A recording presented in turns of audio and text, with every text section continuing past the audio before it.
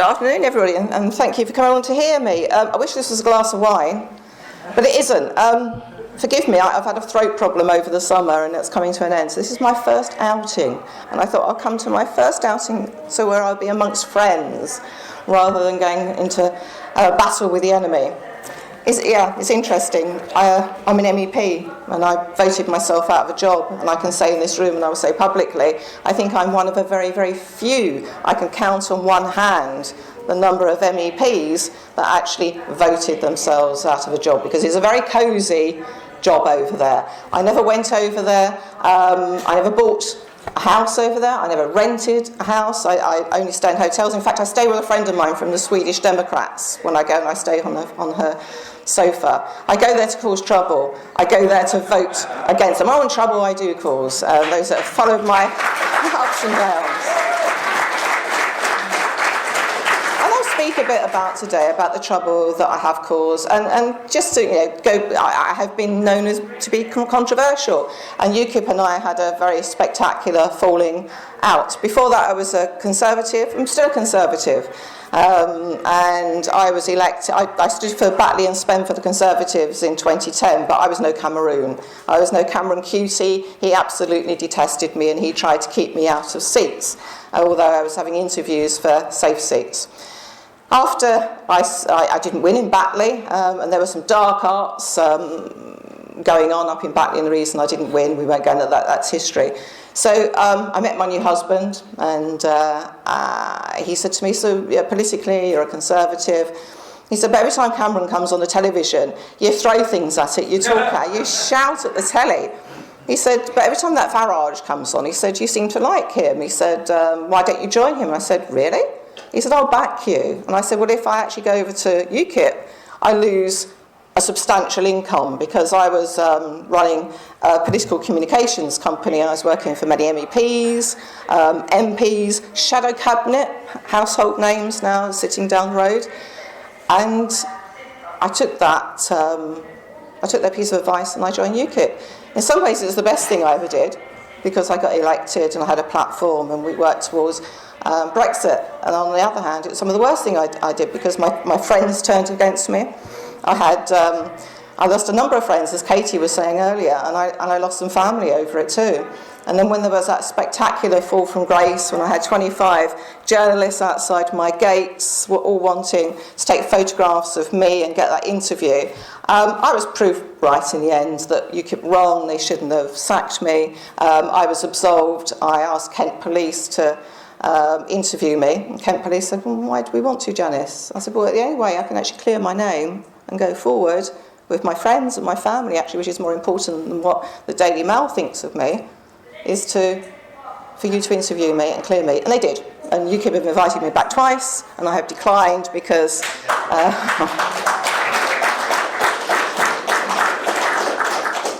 I declined twice. There's one MEP I will not share the same room with, will not breathe the same air. It's not Nigel Farage. I have a high regard for Nigel, and I think he's one of the best politicians of our generation. I think he should be in the House of Lords. So that's just the sort of background. So I will talk to you a bit about, sort of feedback, voter feedback, what I've been doing since I've been in the EU. So I was in the EFDD group with Nigel Farage, and when my demise came, they wanted to actually keep me in the EFDD group because they didn't want the other right-wing group to be formed, because Nigel likes to be at the front of the auditorium. And I formed this group with Marine Le Pen, AFD friends who are in the audience, and the FPO who are also here today. And we've seen those people go on to win elections. So a good friend of mine is Matteo Salvini. He wrote the foreword to my book, The Migrant Crisis. We have the wonderful FPO in government. Marine Le Pen is the opposition to Macron. We're marching forward and we're winning. So while Katie was right to be negative about the way politics is going, but we might be leaving the EU, but we're not leaving Europe. And I think there is a great future for all the Conservatives to link up, and that's one of the things that I've been doing. I have been travelling the world and making alliances, sort of building a triangle with Americans. I've been going to their events and speaking in their forums. I was supposed to go to Australia and Japan, but a slight illness stopped me. I'm not going to be stopped. I will be going and doing that. And you can we're not alone.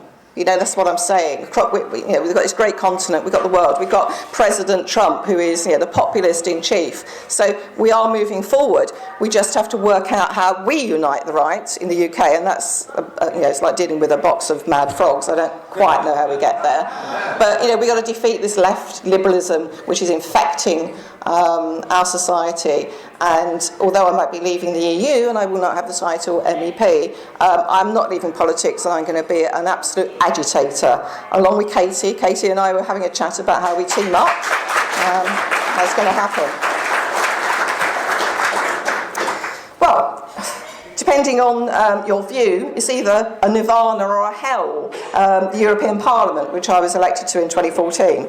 Of course, I sort of knew what the EU was like before I got there, because I've been over a few times with the Tories, and I was quite aghast about the way the Conservative MEPs conducted themselves. They basically, rolled over, had their belly tickled and gone native. So that was a bit shocking. So I did know a bit about the EU before I got there, and obviously I stood on the platform as anti-EU. But the reality of the stitch-ups when I finally got there, the cosy cartels, the sheer number of lobbyists, was actually quite eye-watering. And they even, because of the amount of lobbyists that they have over there, in Strasbourg we had to build another MEP's bar and a coffee bar because the MEPs couldn't actually get a seat in there because of all the lobbyists. And that's a true story that happened in the past few months. They spent hundreds of thousands just building another coffee bar so that we could actually get a coffee or a glass of wine. And one of the lies that was sort of put about during the Brexit debate, referendum, was by the Remainers, is that as Great Britain we have a huge input and we actually shape legislation. But the reality is we don't. You probably know that. We don't have the numbers to stop the damaging liberal left agenda going on to our statute books. It's a stitch-up between the Socialist and Merkel's European People's Party.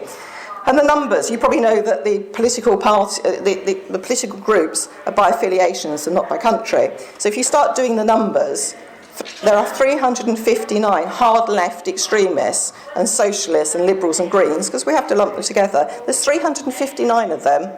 There's 219 of Merkel's EPP party.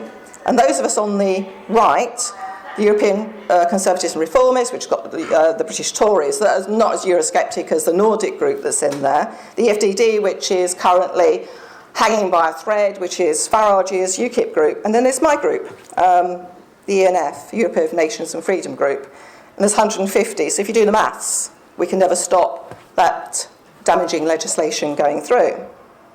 So you might be asking, what have I done for the past 4 years? So, apart from causing trouble and Brexit and agitating and travelling all over Europe, because one of the interesting things about UKIP was that none of us as MEPs were allowed to travel. That was Nigel's prerogative. He used to go stand on the stages of the Swedish Democrats, whoever. But us, we're a very cohesive group, headed up by Marine Le Pen before she went to the National Parliament, and Salvini, etc. We really supported each other, and we would go around as a cohesive group. And that's what the sort of British media and the European media suddenly dawned on them, that actually, do you know what? They're just not a political alliance, they're friends as well. They didn't get that because the socialists are not friends. They're stabbing each other in the back. The Merkel's lot and the British Conservatives all hate each other. So what they liked about, what they found shocking about us is that we actually liked each other. And you might have read a bit about in the press about sort of, Steve Bannon coming over, who I actually know and have met. Subsequently, I knew him in America as well, an American sort of coming over and trying to build this movement. The movement is something over there. We are the movement. The ENF is the movement. The Salvinis, the Le Pens, FPO, etc. If Bannon wants to help, then that's fine, but we will not be part of the movement because that's sort of headed up by people that we really could not work with. So when I got there, I decided to sit on the Libe committee. Now, the Libe committee is probably the most controversial and the most relevant of committees, because the Libe Committee deals with migration. And that has been, the number one toxic topic since I arrived in the Parliament. It's actually headed up by a Brit, a very nice guy, Scottish Labour politician called Claude Moray. And he's very fair. He gives us all a platform, and he's probably the only one out of the socialists, the British socialists, that actually says hello to me on a train. The rest of them, they avert their eyes. They're so tribal and pathetic. But he's a decent guy. But the left-wing agenda is quite something to behold. These are made up of people sort of obsessed with opening our borders to all migrants. And I think there's the place where I've seen the biggest bust-ups happen in any committee. Forget fisheries, forget the Econ Committee, which is the Economic Committee. It's the borders and human rights, but really, really, where the bust-ups happen. But what used to really make me angry was the intolerance of some of the MEPs. Now, you might think, where does the intolerance come from? Well, yeah, you guessed it, it's the left. It's the liberal left that are completely intolerant and will not hear other people's point of view. And for instance, there was one day we were discussing the EU's attempts to push sort of abortion, gay rights, marriage, the gender agenda, as I call it, on the new Eastern European countries. And a very nice man from the Law and Justice Party, the ruling party, stood up and said, look, we're a deeply Catholic conservative country. We've only recently come out of communism. It's all rather raw. And we want to be good Europeans. We want to play ball with you. I mean, this was 2014.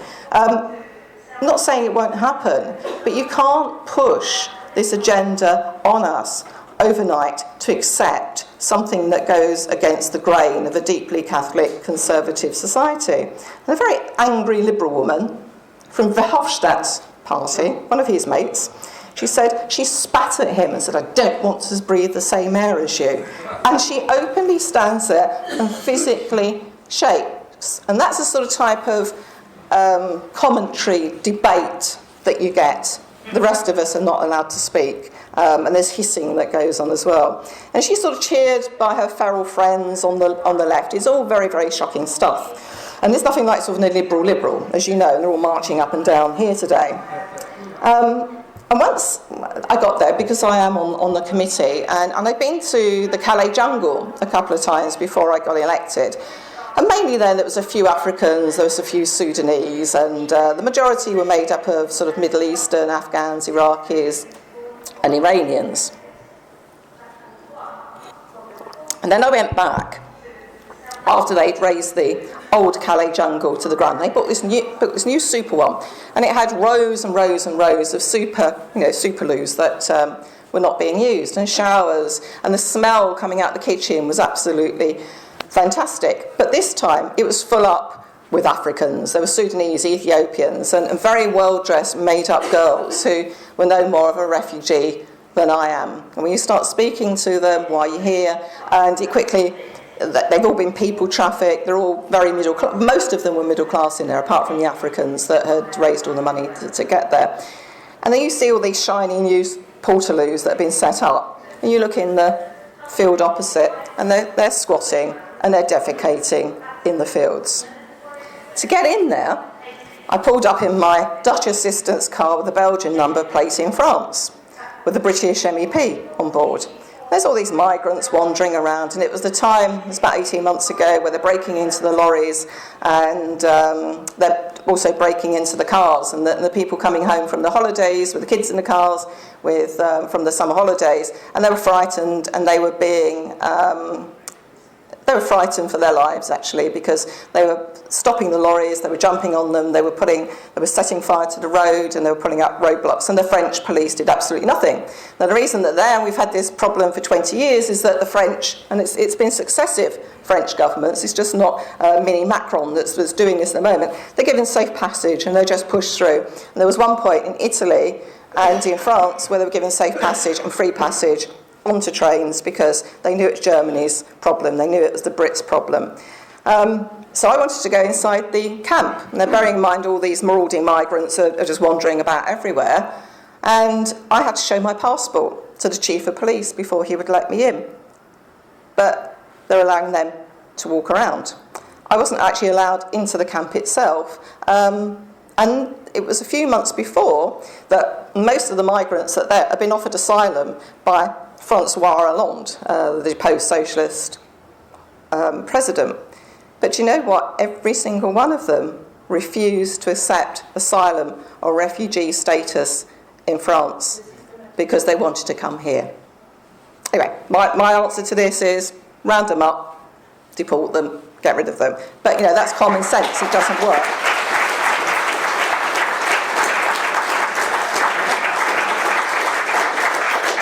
And then again, 2 years ago, because I'm on this committee, we had an official trip to the Greek migrant camps. God, that was an eye-opener, I tell you. We went to Lesbos, Thessaloniki, which was the controversial camp where thousands were, which has since been razed to the ground, and Moreira. We were led by a Hungarian socialist MEP called Peter Niedermüller, and our first stop was to meet the NGOs, 22 of them, all in one room, all very bright, middle class, white kids, mainly.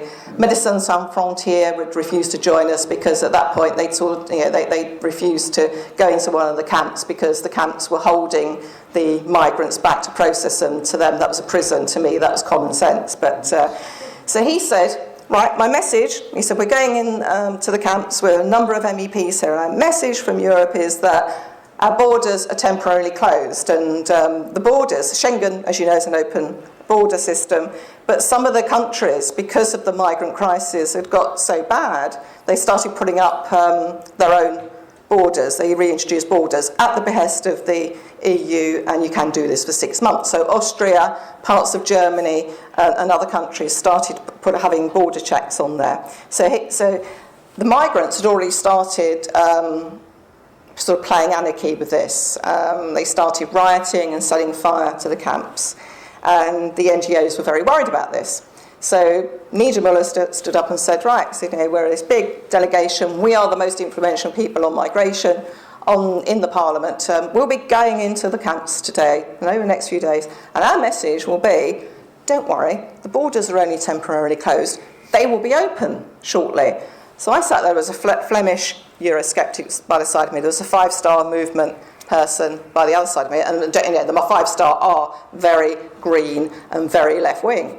And I said, okay, you two women happy with his message? Are you happy that he goes there? Because I thought, it's always me that puts my hand up first and objects. I said, are you two happy that he goes down and gives this message on behalf of the so-called EU? Well, no, we're not. I said, okay, fine. I said, Peter, excuse me. I said, can we ask the NGOs in the room what they think if you go down to the camps and you give that message? And they said, there'll be riots, there will be deaths. They're already setting fire to the place. It's a very, very dangerous message. I suggest you don't do it. So I said, see? I said, Miss Niedermüller, you do not go down to the camps and give this message. And actually, you don't speak for me. I said, you do not sign any declarations, you do not do any media. Oh, well, we brought our own media. I said, I don't care what you brought from the European Parliament. I said, because you're not going to allow me to speak on that. So therefore, I am not going into the camps with you. Anyway, we walked down into the camps. We did meet some Médecins Sans Frontières people. We met the UN. And I told them, I said, you're happy to take British taxpayers' money. You're happy to take the EU's money. But what you're doing is aiding and abetting illegal immigrants, economic migrants, to call themselves asylum seekers so they can break into my country. You tell them to lose their passports. You tell them to lose their papers. And you think it's wrong and that in one of those camps, they're actually being processed and the gates are closed. Yes. I said, well, you're a disgrace, and I think you should be disbanded, and I think you should give us our money back. Anyway, it didn't go down particularly well.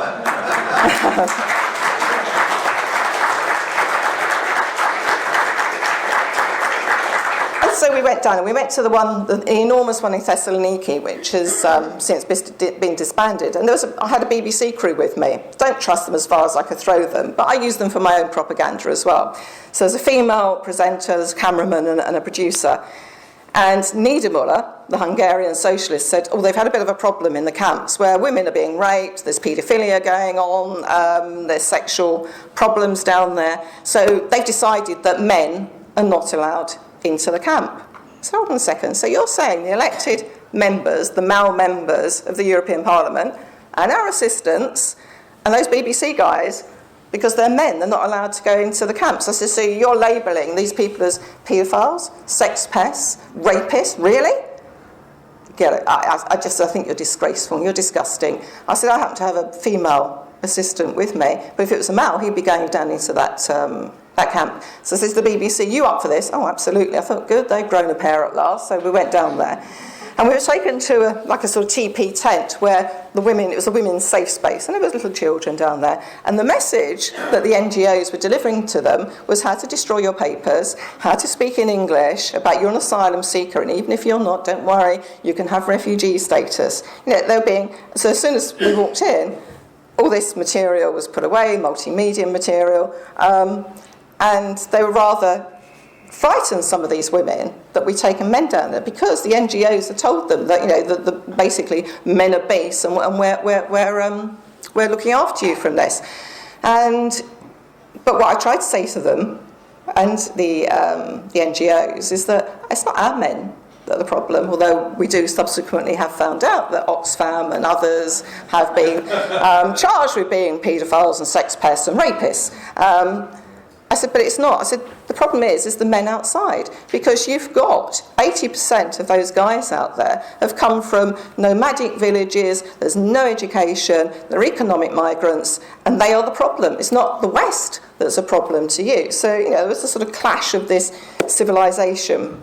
Then we went to another camp down in Lesbos, and I know a few weeks before there were some railway carriages donated where it could be sort of a safe space for the women. I don't like this term, safe space, but when you put it into the context of some of these camps, it's really quite frightening what goes on in there. So there's going to be this sort of safe space for a train carriage, and the women and the children were going to be kept in there, but the Afghans were having a running war with the Somalis. There was gun running, drug dealing, prostitution going on, and these women were exploited, and the Yazidis had to be put into a separate part in the camp because the Muslims were then trying to kill off the Yazidis. I mean, it was just total war in there until they put this Greek guy who was ex-military commandant in there who was dressed in these army fatigues, and basically he said, if you don't like my country, you are guests in my country, if you don't like it, then basically off, because I'm going to be a bit like Katie today, then off. There's a sea out there, there's some boats out there, you can be taken back to Turkey because you're not wanted here. And you know what, just telling them that, he separated them into the various nationalities and the warring parts of the Muslim community, and he had a very, very well run camp.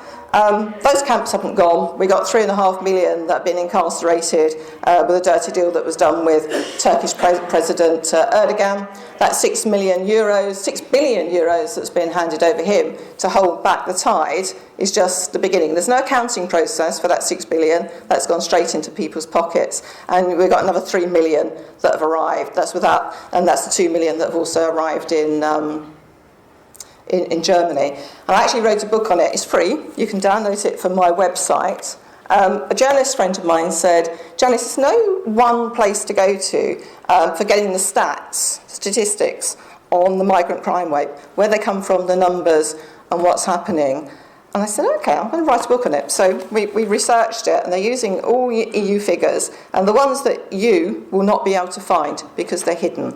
They are from the committees that they won't publish material because it's too incendiary, and they're also the ones that they won't update because it's even more incendiary, but you can find them all in here. And I notice most of them are gone, but I'll refer to some of the statistics in a minute.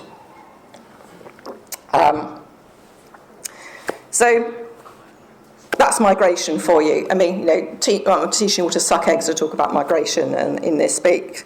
But as you know, I sit in the Europe of Nations and Freedom, which has got the FPO, Marine Le Pen, and Salvini. And over the years, you notice the language changed towards us, the so-called populists, as we're now known. And the language has changed. Before my friends started sort of winning elections, we were called xenophobes, racists, the hateful far-right nationalists. We didn't get angry, we just laughed at them. And as you know, the left don't really have much humour. So we used to sit there and smile, and it used to annoy them even more. We used to openly laugh at them sometimes, all of us together. So you'd have Salvini shouting at them, laughing away, and others. And Marine Le Pen just sitting there laughing and nodding. And again, it would send them into a frenzy. They really couldn't cope with us because we're all happy, nice people, and making an effort with our appearance, unlike the sort of bag ladies from the extreme left, where you can't tell if they're a bloke or a woman. And then we started winning elections, of course, in France.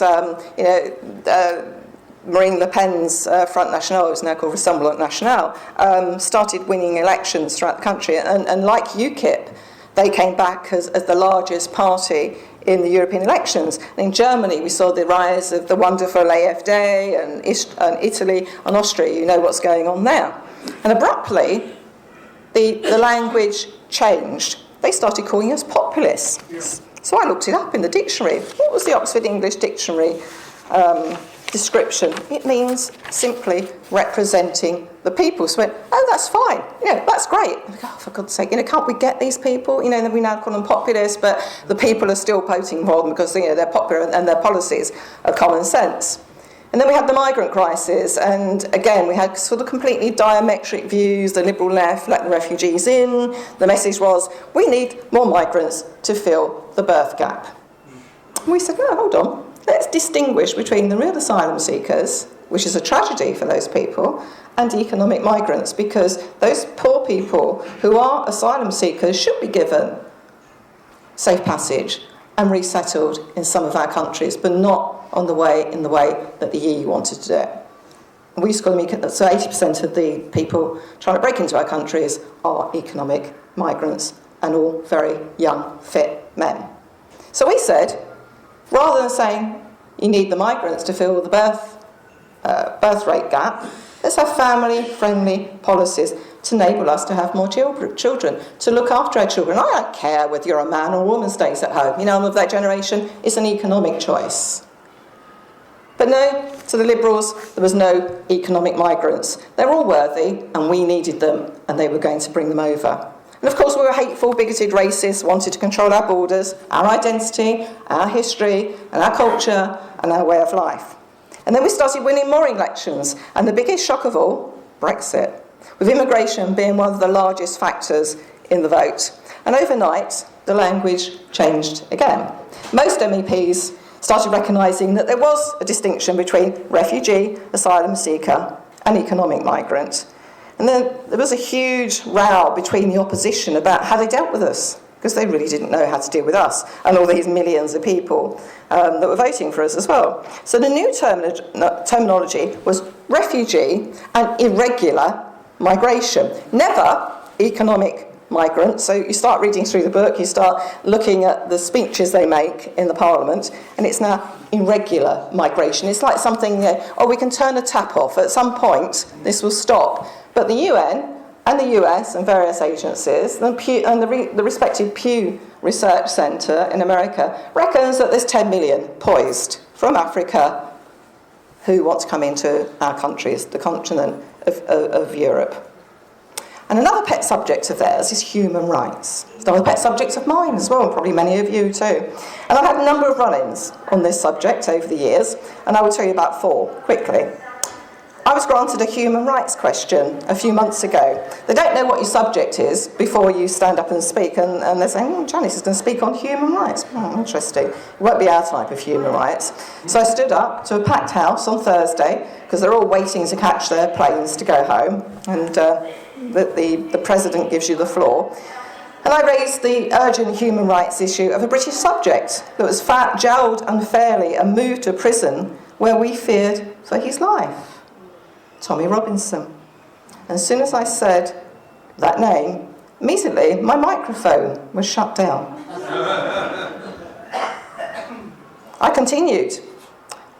And they're all getting agitated now because I wouldn't sit down and they couldn't start voting, and you can only get paid 50% if you only turn up for 50% of the vote. So I refused to sit down. and the British Conservatives just sit to the right of me. And there was a screaming match between me and the leader of the Conservatives, Ashley Fox. No, I've never heard of him either, apart from having a run-in with him. And he was screaming at me, and I was enjoying it and shouting back at him. And the house erupted. I've never seen such an eruption, actually. And my people in the UKIP, I'm from outside, they're all going, "Go on, Janice, go on." And so we're winning the argument. But they shut down my microphone as soon as I said his name. And then they love a gender debate. So do I. Right and left got quite rabid and foam at the mouth about women staying at home to look after babies. But as I said, I don't really care who stays at home. They get rabid about abortion rights. And again, I'm a liberal conservative, actually. They even debated on the division of labour between men and women on hoovering and dusting. And I'm serious, they had a debate on that. When I raised my treatment, so I stood up at the debate. I don't bother usually going into these gender debates. It sort of raises my blood pressure.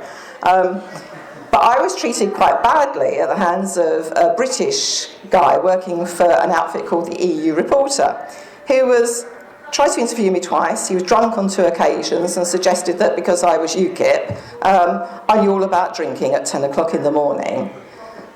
I complained to his editor. They ignored it.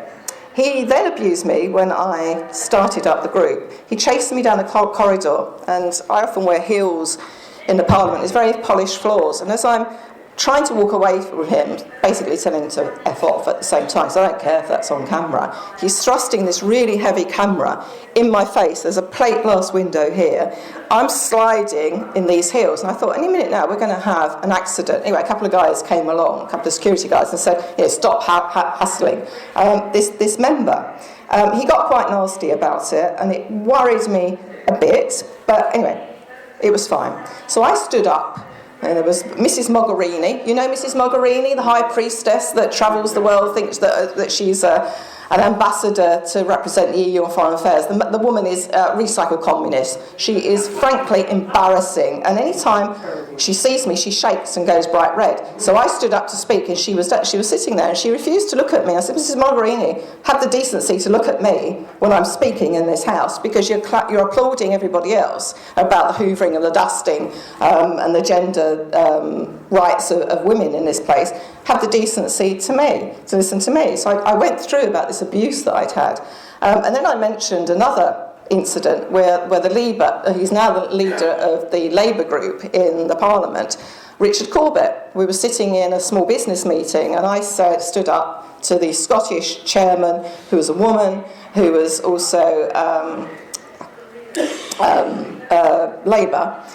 She was chairing the meeting, and I said to the assembled, there was a couple of lobbyists over from the UK, represented a small business group, and there was somebody else. And I said, can you tell me what effect the damaging legislation coming down from this place has had on British business? I'm not allowing that question. I said, why are you not allowing that question? No. And Richard Corbett, quoting, called me a stupid fucking woman.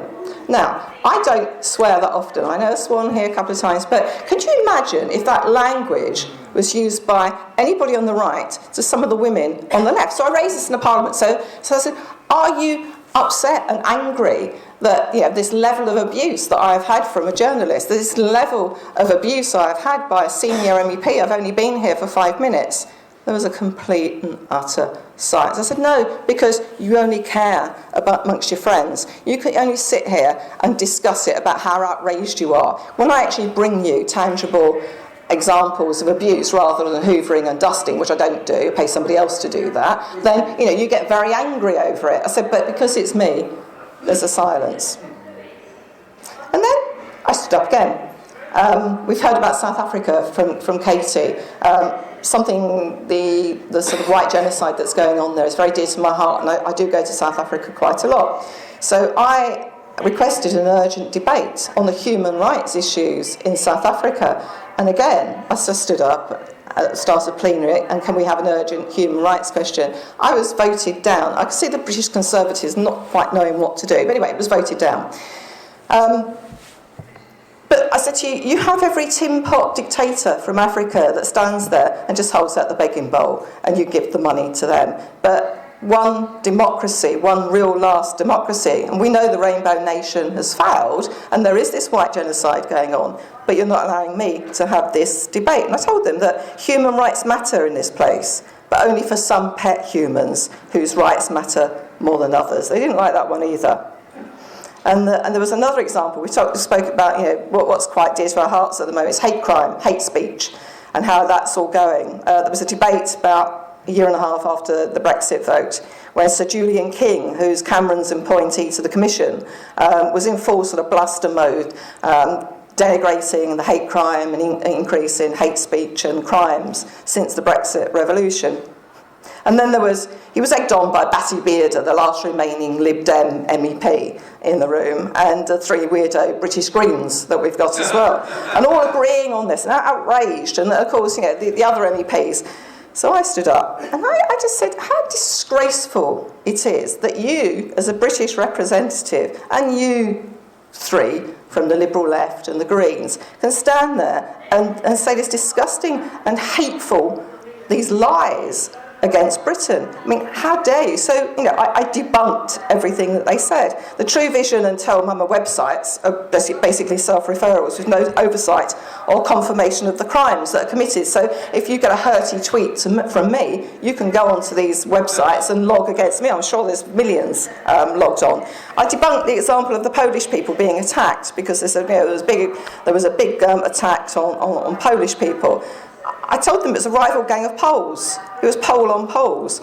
One was a pro-Brexit group and the other group was pro-European. So the Poles were arguing amongst themselves. It was nothing to do with a hate crime. And they talked about a Spanish restaurant being attacked. It proved not to be so. It was a local sort of turf war on whether they wanted a Spanish restaurant and the Portuguese restaurant up the road. And I challenged them to prove me wrong. Come on, Sir Julian. Come on, Lib Dem. Come on, Greens. Prove me wrong. Silence. But what I really object to, I said, is that you can stand on the European stage and disgrace yourselves and lie about our country. How did it come to this? I mentioned that hate speech and hate crime included misogyny, goss and hurty tweets at the time. And lo and behold, this government, this faux conservative government, is now considering misogyny, goss, etc., and misandry now as hate crime. Anyway, I'm writing a book on this, which I'll just tell you about. Hate that sort of agenda. But you know what, friends? I think we're at this sort of tipping point in UKIP, in Europe and the UK. I mean, as we've highlighted on today, my friends are in power in Italy and Austria, along with the fantastic Polish Law and Justice Party and Viktor Orban, who are all leading the way against the globalism, the defence of our culture, identity, way of life, and immigration, which is the biggest problem that we have in Europe at the moment. We've got Marine Le Pen as Macron's opposition. He is the most disliked president, as even more than President Hollande. It's quite amazing. Do you think he's looking a bit unhinged these days, young Macron? And the self-professed king of Europe, he's fallen flat on his face. And I tend to sort of push it in the mud a bit more. Let's sort of think about where we're going. It's not just Germany that is making inroads into the AFD and others, but it's the open-minded Nordic states like Sweden and Denmark who've all got their patriotic populist parties who are all winning elections, like the Swedish Democrats, and there's a couple of interesting parties in Finland and also Denmark, and they're making great strides. So we're not alone. The rape crisis in Germany and Sweden is shocking. It's detailed in the book. What's driving all this? The gang rape in Sweden. Sweden was a calm, democratic, very open society. They've had decades of left-wing liberalism, and the people trust them. They didn't even particularly mind paying higher taxes, but the people are now fighting back. Our prisons are filling up with offending migrants.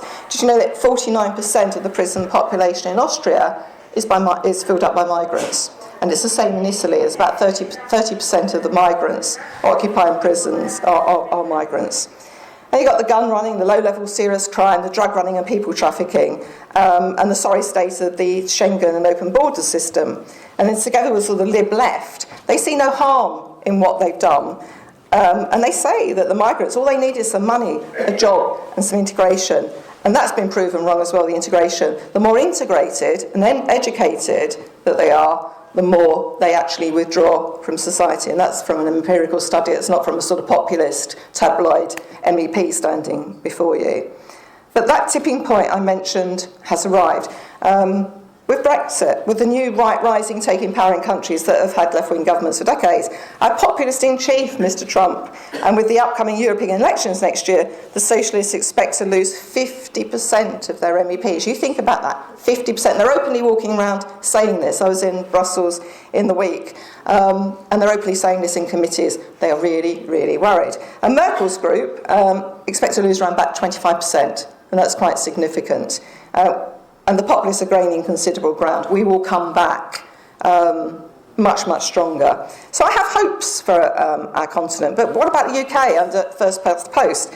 I think Katie was a bit negative earlier. I think we are finally joining together, uniting the right, and we have to be strong about what's going on. UKIP has to let Tommy Robinson in. You know, there's this sort of existential fight for UKIP at the moment. What will happen? If Gerard has got the courage, then he should have Tommy Robinson join him. I'll be in court with Tommy on Tuesday.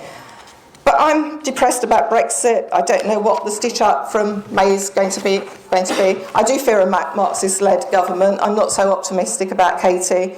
I hope there is a coup from Jacob Rees-Mogg or David Davis that I know. And we've got to restore a true Conservative government. We can do that by joining together. We can do that by making sure that the alternative news media is funded. Because if not, I don't want a government that allows May, Rudd, Greening, Miller to introduce damaging gender legislation which undermines our family structure, our little children to self-identify as transgender, that puts men who identify into women's jails who sexually abuse them. And let's be able to say that if you chop off your willy and take a few hormones, you're still a biological man and not arrested for a hate crime. Or in the office, if you're Steve, on alternative Thursdays and Fridays, when there's a full moon, you're Stacey. And your colleagues have to shut their mouths and accept this. It's not acceptable. Or if you're a woman identifying as a man, even though you give birth to a child, you're not its father. You are not a man. I long for a government that sees common sense. I want a government that believes in and delivers simple and low taxation. I'd love to become an offshore Singapore. I want a government that stands up to sexual child grooming gangs and doesn't call them Asian, call them what they are. I want a government that stands up against female genital mutilations, forced marriages and misogyny against women. And I want a government that stands up to little girls going to school in hijabs. And I'm fighting M&S on that one. That's another story for another time. I want a Prime Minister that has a vision for our country, and that's certainly not Mrs May. And I want to make Britain great again, and together we can do it. Thank you very much.